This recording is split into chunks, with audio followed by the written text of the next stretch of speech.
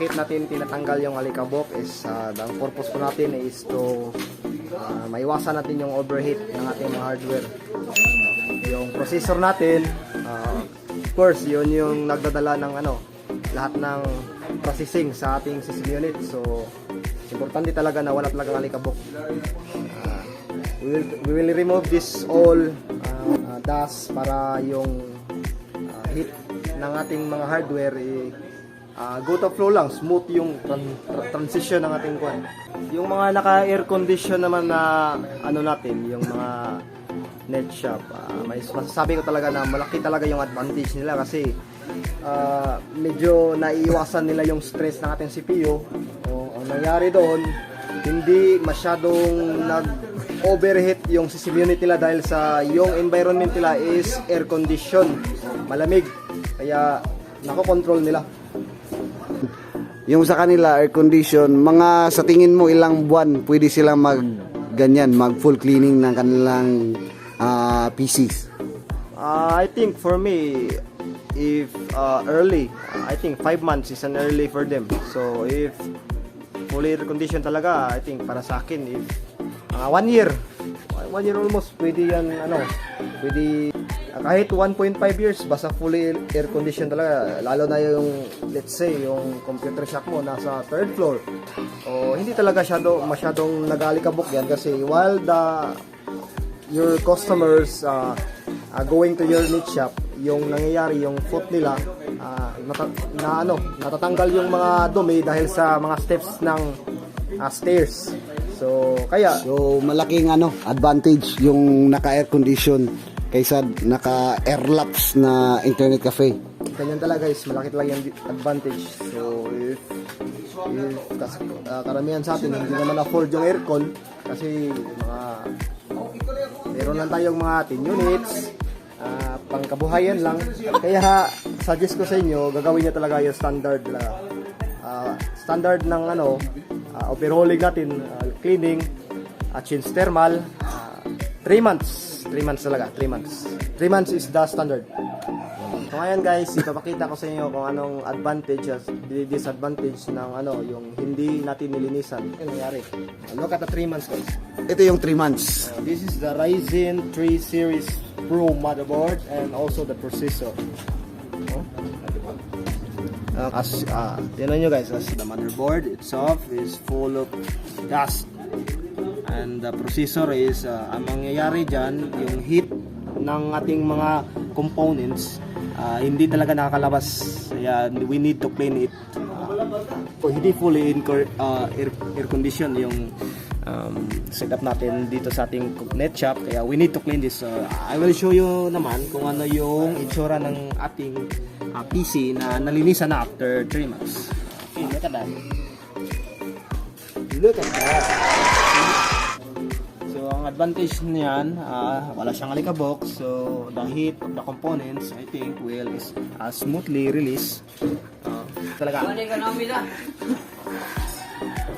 Okay, kita nyo? Okay. Okay. Tingnan nyo. Dry na po yung thermal paste ng ating processor. Dry na po kaya tingnan nyo ng bago. First, you need to wipe out the remaining thermal paste on the processor.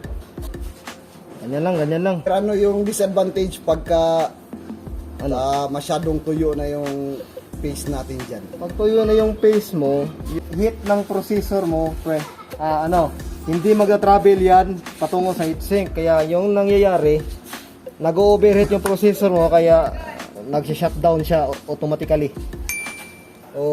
Hanggang sa masira yung processor mo, kaya bili ka na naman ng bago, mahal, gastos na naman. Kaya wag see ganyan lang po yung paglinis. Automatic yan tatanggal, pero sa yung final step mo na lang, lagyan mo na lang yung alcohol para totally linis talaga. Paglagay naman ito, kita mo yung dots dito, gamit natin Intel Core i3 3rd generation. So, ang paglalagay nito, may dots yan dyan. Yung formation, tapos may arrow din dito. Kaya, ganyan lang. Kung hindi ako nagkakamali. Tawon. Next step. Ilalak natin siya.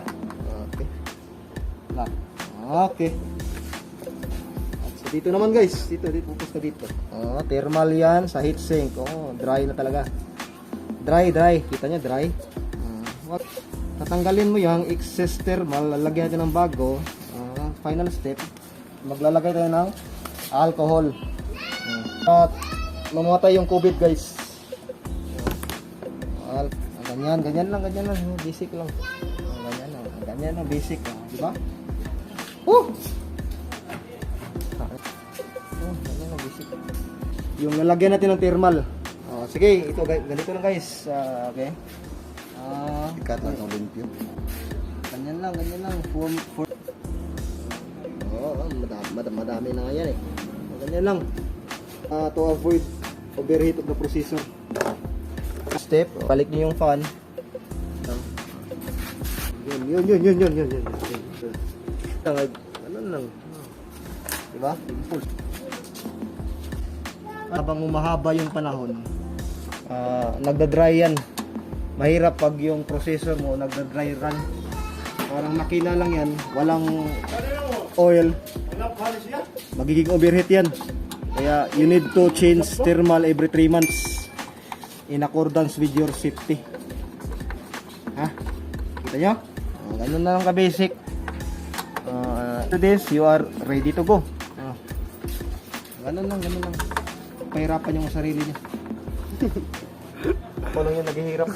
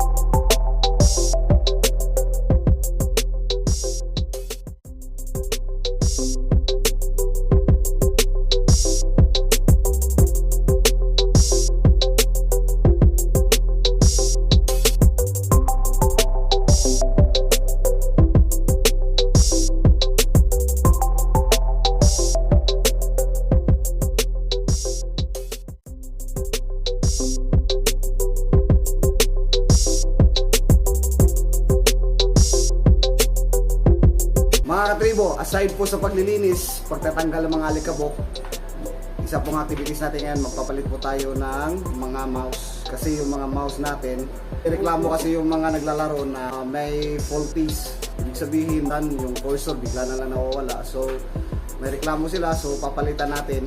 In play itong nakaraan, papalitan lang natin. Actually maganda siya, pero lang talagang faulty sa kanyang cursor.